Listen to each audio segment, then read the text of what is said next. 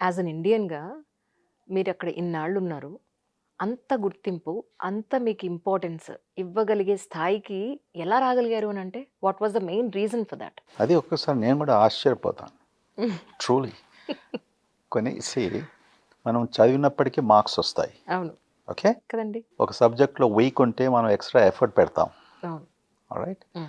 Then you know for sure సుమారుగా 90% first rank వస్తుందో, హ్మ్. ఫస్ట్ క్లాస్లో పాస్ అవుతామని తెలుస్తుంది. హ్మ్.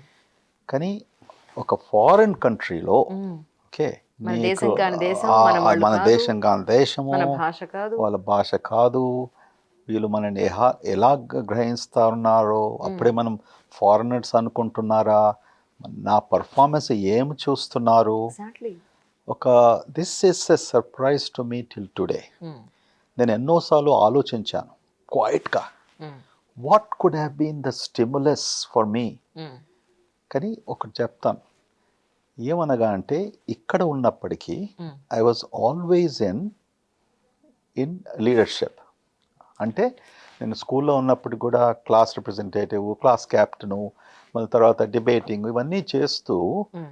ప్రతిసారి నాకు ఇక అవకాశం దొరికినప్పటికీ I was very strong and courageous.